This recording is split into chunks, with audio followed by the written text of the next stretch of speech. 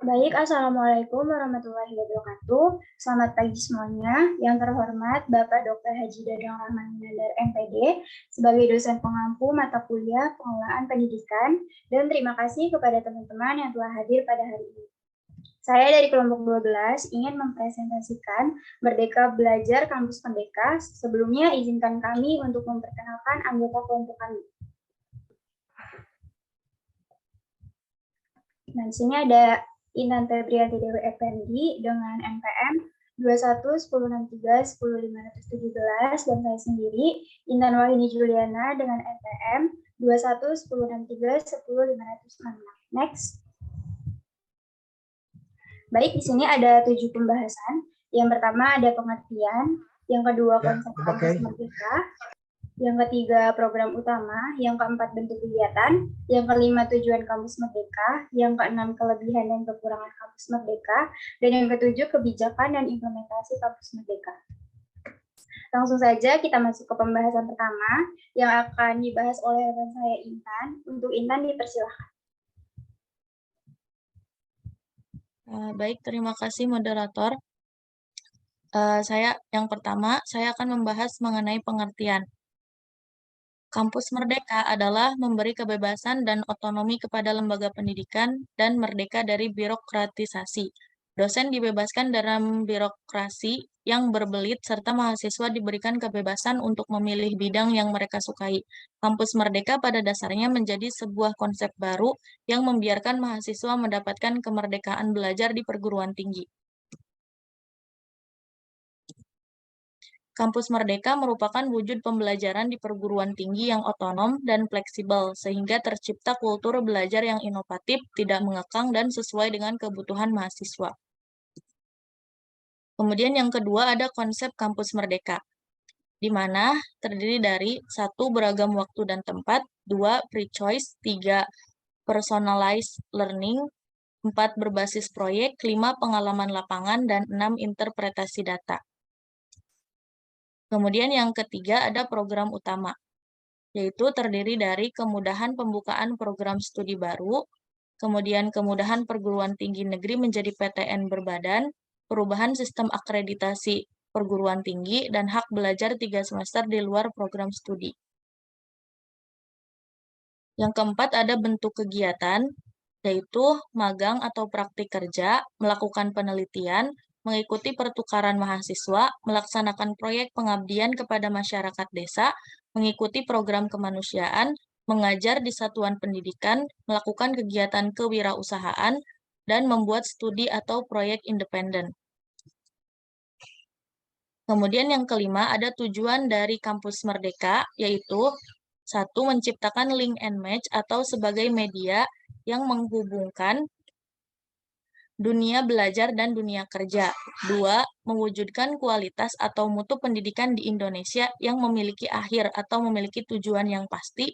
3. Menciptakan suasana belajar menyenangkan dari segi manapun, dan menjadikan peserta didik sebagai pusat dalam pembelajaran dan subjek utama atau dimensi utama, dan guru menyesuaikan tujuan capaian belajar peserta didik. 4. Dalam pembelajaran tidak menyiksa pihak tenaga pendidik atau guru, peserta didik, dan orang tua. 5. Membebaskan peserta didik dari sistem kejar target nilai, penerapan belajar yang menyenangkan dan lebih mengetahui makna dari belajar itu sendiri. Kemudian ada kelebihan dan kekurangan dari Kampus Merdeka, yaitu kelebihannya anak didik atau peserta didik dapat bebas untuk berekspresi, anak didik atau peserta didik tidak dituntut untuk sama dalam kelas, kemudian RPP hanya 1 lembar, sehingga beban yang dimiliki guru sedikit berkurang. Nah, kekurangan dari Kampus Merdeka yaitu membutuhkan waktu dan biaya yang tidak sedikit, kurangnya guru yang merdeka, dan kurangnya referensi. Sekian penjelasan dari saya. Materi selanjutnya saya kembalikan ke moderator. Baik, terima kasih kepada Intan. Selanjutnya akan dibahas oleh saya sendiri. Selanjutnya yaitu kebijakan dan implementasi Kampus Merdeka. Next. Kebijakan Merdeka Belajar Kampus Merdeka sesuai dengan Peraturan Menteri Pendidikan dan Kebudayaan Nomor 3 Tahun 2020 tentang Standar Nasional Pendidikan Tinggi, Pasal 18, disebutkan bahwa pemenuhan masa dan beban belajar bagi mahasiswa program sarjana atau sarjana terapan dapat dilaksanakan. Yang pertama yaitu mengikuti seluruh proses pembelajaran dalam program studi pada perguruan tinggi sesuai masa dan beban belajar. Yang kedua, mengikuti proses pembelajaran di dalam program studi untuk memenuhi sebagian masa dan beban belajar, dan sisanya mengikuti proses pembelajaran di luar program studi. Next. Selanjutnya yaitu kebijakan Kampus Merdeka menurut Nadiem Makarim. Yang pertama, mengubah PTN Satker menjadi sebuah PTN BH. Yang kedua, adanya penyederhanaan pada akreditasi perguruan tinggi. Yang ketiga, membuka program studi baru. Dan yang keempat, adanya kegiatan 2 semester di luar kampus. Next. Selanjutnya yaitu implementasi Kampus Merdeka. Yang pertama, magang atau praktik kerja. Magang atau praktik kerja nantinya mahasiswa bisa ikut kegiatan magang di sebuah perusahaan, yayasan nirlaba, organisasi multilateral, institusi pemerintah, maupun perusahaan rintisan atau startup. Next. Yang kedua, proyek di desa. Ada satu hal yang menarik di sini, sebab kegiatan ini hampir sama dengan kuliah kerja nyata atau KKN, hanya saja mahasiswa akan dilibatkan pada proyek yang ada di desa. Next. Yang ketiga, mengajar di sekolah. Selain mendapat ilmu di kampus, mahasiswa dituntut untuk melakukan kegiatan di SD, SMP, atau SMA. Kegiatan dilakukan selama beberapa bulan dan sekolahnya bisa di kota atau di daerah terpencil. Next. Yang keempat, pertukaran pelajar. Salah satu kegiatan di luar kampus ini pasti banyak diminati mahasiswa, sebab mahasiswa mengambil kelas atau semester di perguruan tinggi luar negeri maupun dalam negeri, jadi mahasiswa bisa mendapat tambahan ilmu dan suasana baru di kampus lain. Next. Yang kelima, penelitian atau riset. Untuk kegiatan riset akademik, baik sains maupun sosial Humaira dilakukan di bawah pengawasan dosen atau peneliti. Dan yang keenam, kegiatan wirausaha. Mahasiswa yang mengembangkan kegiatan kewirausahaan secara mandiri harus dibuktikan dengan penjelasan atau proposal kegiatan kewirausahaan dan bukti transaksi konsumen atau slip gaji pegawai. Next. Yang ketujuh, studi atau proyek independen. Mahasiswa dapat mengembangkan sebuah proyek berdasarkan topik sosial khusus dan dapat dikerjakan bersama-sama dengan mahasiswa lain. Dan yang kedelapan, proyek kemanusiaan. Bagi yang suka kegiatan sosial, maka ikut proyek kemanusiaan bisa diikuti oleh mahasiswa. Kegiatan sosial untuk sebuah yayasan atau organisasi kemanusiaan harus yang disetujui perguruan tinggi, baik di dalam maupun di luar negeri. Next. Baik, yang terakhir saya akan membacakan kesimpulan. Kampus Merdeka memberi kebebasan dan otonomi kepada lembaga pendidikan dan merdeka dari birokratisasi yang bertujuan agar mahasiswa nantinya memiliki kemampuan untuk menguasai beragam keilmuan yang berguna di dunia kerja nantinya. Program Kampus Merdeka ini dilahirkan dari banyaknya keluhan di sistem pendidikan. Salah satunya keluhan soalnya peserta didik yang dipatok oleh nilai-nilai tertentu. Kampus Merdeka terdiri dari beberapa konsep, yaitu diantaranya beragam waktu dan tempat, free choice, personalized learning, pengalaman lapangan, dan interpretasi data. Adapun 4 kebijakan Kampus Merdeka menurut Nadiem Makarim yaitu mengubah PTN Satker menjadi PTN BH, membuka prodi baru, dan adanya kegiatan 2 semester di luar kampus. Implementasi dari Kampus Merdeka antara lain seperti magang atau praktik kerja, menjalankan proyek di desa, mengajar di sekolah, melakukan pertukaran pelajar, melakukan penelitian atau riset, melakukan kegiatan wirausaha, menjalankan studi atau proyek independen, menjalankan proyek kemanusiaan, dan lain-lain, dengan catatan semua kegiatan di Kampus Merdeka wajib dibimbing oleh seorang dosen atau pengajar. Next. Dan di sini ada narasumber dari mahasiswa pendidikan matematika 2020, yaitu Lediana Kurniawan. Nah, menurut narasumber, program MBKM ini bagus, terutama banyak programnya juga. Misalkan, jika kita ingin merasakan magang, dan kalau mau ngajar juga ada, yaitu program kampus mengajar. Terus kalau mau ngerasain belajar di kampus lain juga ada, yaitu PMM. Kalau mau latih skill bisa ikutan studi independen. Sejauh itu aja. Next. Oke. Baik, sekian presentasi dari kelompok kami. Jika teman-teman ingin bertanya, silakan type terlebih dahulu. Terima kasih.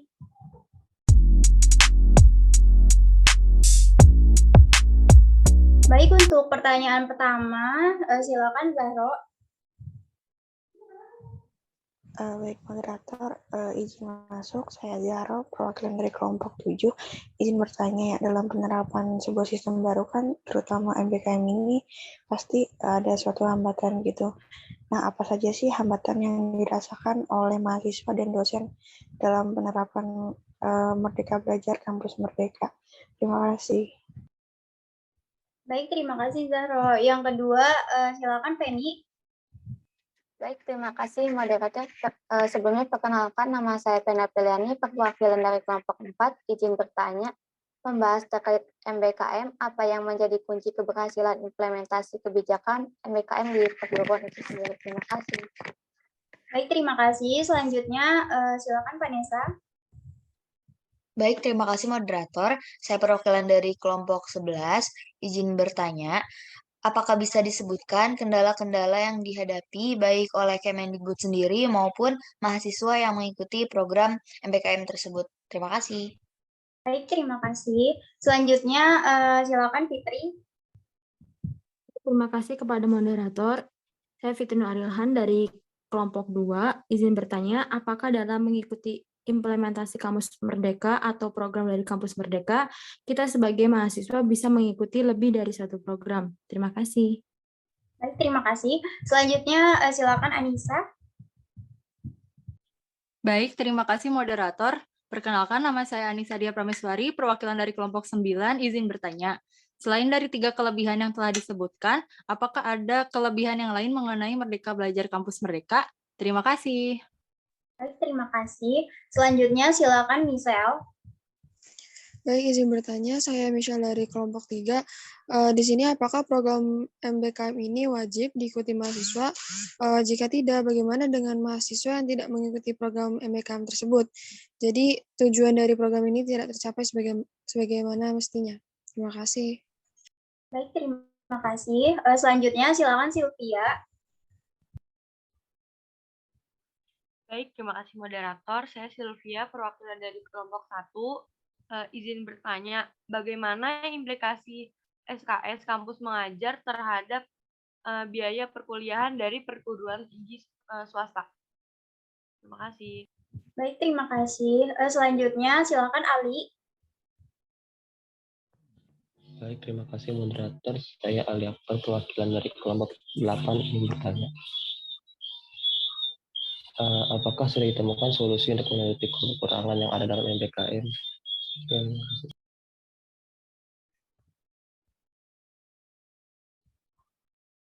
Baik, terima kasih. Selanjutnya, silakan Rana. Baik, terima kasih kepada moderator. Saya Rana Haya Fauzia, perwakilan dari kelompok 6, izin bertanya. Disebutkan dalam implementasi Kampus Merdeka yaitu mengikuti magang atau praktik kerja. Apa keuntungan yang didapat dalam mengikuti magang dan sebutkan contoh kegiatannya. Terima kasih. Baik, terima kasih. Selanjutnya, silakan Christine. Baik, terima kasih moderator. Saya Christine dari kelompok 10. Pertanyaannya, bagaimana timeline pelaksanaan kegiatan MBKM? Sekian, terima kasih. Baik, terima kasih. Baik, izinkan saya berdiskusi terlebih dahulu. Baik, saya akan menjawab pertanyaan dari kelompok 3 yang ditanyakan oleh Michelle. Dalam pertanyaan, apakah program MBKM ini wajib diikuti mahasiswa? Jika tidak, bagaimana dengan mahasiswa yang tidak mengikuti program MBKM tersebut, sehingga tujuan dari program ini tidak tercapai sebagaimana mestinya? Tidak wajib dan tidak ikut pun tidak masalah. Sifatnya pilihan. Kembali lagi kepada diri sendiri ingin mengikuti ataupun tidak, karena lewat MBKM ini bertujuan untuk bisa memberikan kesempatan kepada para mahasiswa agar bisa mengembangkan dirinya, terlebih khusus meningkatkan hard skill maupun soft skill, sehingga akan lebih siap untuk memasuki dunia kerja setelah lulus dari perguruan tinggi nantinya. Selanjutnya, saya akan menjawab pertanyaan dari kelompok 4 yang ditanyakan oleh Feni dengan pertanyaan membahas terkait MBKM, apa yang menjadi kunci keberhasilan implementasi kebijakan MBKM di perguruan tinggi. Kunci keberhasilan implementasi kebijakan MBKM di sebuah perguruan tinggi adalah adanya keberanian dalam mengubah pola pikir dari pendekatan kurikulum berbasis konten yang kaku menjadi kurikulum berbasis capaian pembelajaran yang adaptif dan fleksibel untuk menyiapkan mahasiswa menjadi insan dewasa yang mampu berdikari. Pertanyaan selanjutnya akan dijawab oleh rekan saya, Intan. Untuk Intan, dipersilakan. Baik, terima kasih moderator. Di sini saya akan menjawab pertanyaan dari kelompok 2, yaitu dari Fitri.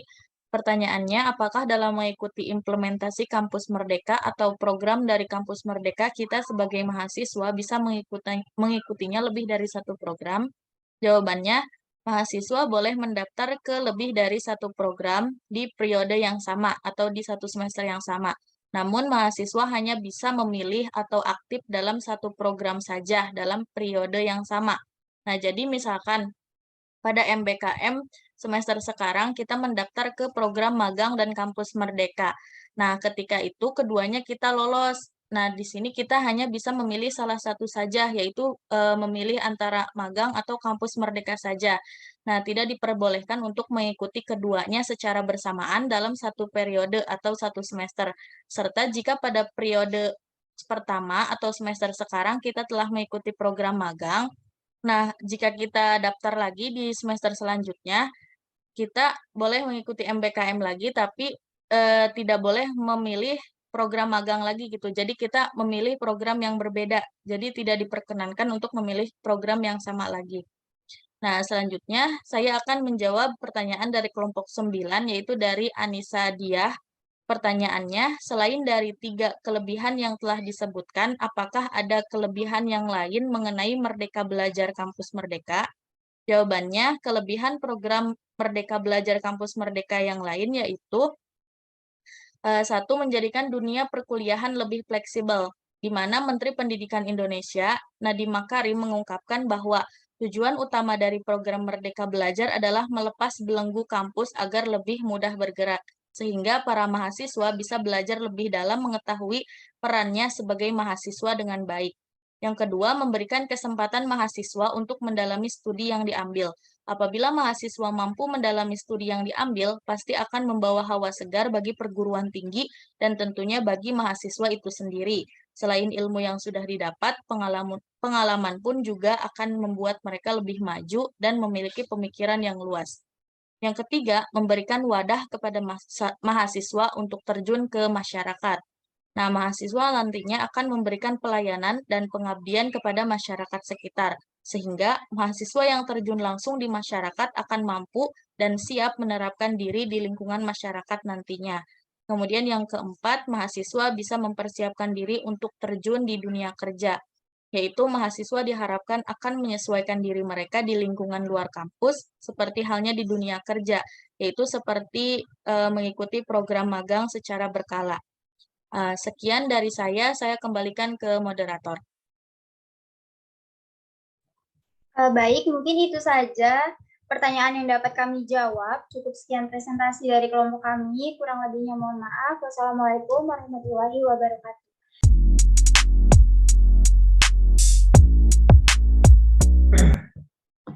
Ya, sudah dijelaskan ya berkaitan dengan Merdeka Belajar Kampus Merdeka. Tapi ini baru sampai pada pengertian ya prosedurnya. Tapi bagaimana pengelolaannya? Nah, ini kelihatannya belum nih. Maksudnya berkaitan dengan seperti apa perencanaannya ya. Memang kita harus melihat dari sisi kebijakan yang dibuat. Apa perencanaannya dibuat sedemikian rupa baik, matang gitu ya. Matang itu artinya ada petunjuknya, ada pedomannya, ada tidak pedomannya. Nah, kalau itu harus disebutkan pedomannya apa. Ya, peraturan menteri, apakah surat, ada atau buku atau ada handbooknya mengenai Merdeka Belajar Kampus Merdeka. Kemudian tadi sudah ditanyakan ya bagaimana mengakses kampus Merdeka, apakah diwajibkan oleh ada semua mahasiswa dan sebagainya. Itu juga sudah dipertanyakan, silahkan dijawab. Yang jelas memang Merdeka Belajar ini tadi sudah dijelaskan flexibility ya, ada fleksibilitas dalam belajar mengajarnya. Tentu saja kalau di dunia pendidikan tinggi ini lebih mudah kelihatannya ya, tapi belum tentu kalau di sekolah menengah atau pendidikan dasar menikahkan dengan Merdeka Belajar itu, apalagi ada kesempatan untuk belajar di luar kampus ya, kampus Merdeka. Ini menerima materi-materi dari perguruan tinggi lain supaya wawasannya lebih luas. Seperti yang hari ini kita kedatangan 2 orang ya yang mengikuti program pertukaran ya, program kuliah ya, kampus Merdeka. Itu siapa? Bethesda dan Dela Ferida. Iya, Bapak. Ya, Ferida dari kampus mana, Dela Ferida? Universitas HKBP Nomen Sen Medan, Pak. Bagus. Dengan kegiatan Merdeka Belajar, kampus Merdeka, Anda bisa mendapat tambahan pengetahuan yang lebih dalam ya. Oleh karena itulah maka saya sajikan mata kuliah ini yang bersifat empirical study, jadi studi pengalaman ya. Tidak hanya teori saja, Anda harus juga memotret apa yang terjadi sesungguhnya pada implementasi. Seperti tadi Intan Febriana dan Intan mewawancara temannya, itu kan bagian daripada bagaimana studi empirical ya, empirical study ya. Bahkan yang lain pun demikian. Jadi kita tekanannya kepada prakteknya ya, teori tapi jadi rujukan. Seperti pengelolaan keuangan, sesungguhnya di sekolah itu seperti apa pengelolaan keuangan. Ini masih ada pertanyaan? Raffi, Satria, ada pertanyaan? Cukup, Pak. Cukup ya? Oke. Ya, karena laki-laki ini minoritas di kelas ini, jadi saya tanya dulu yang minoritas. Ali Akbar? Saya, Pak. Gimana? Cukup, ada Pak. Pertanyaan, Ali? Cukup. Cukup ya. Dari yang lain ada pertanyaan? Oke, kalau tidak pertanyaan, kita tutup saja dan mengucapkan alhamdulillahirabbil alamin. Kita akan bertemu lagi minggu depan ya. Terima kasih. Mudah-mudahan hasil diskusi kita ini bermanfaat ya, menambah wawasan, bahkan mendrive keterampilan kita dalam mengelola pendidikan. Saya live ya. Assalamualaikum warahmatullahi wabarakatuh.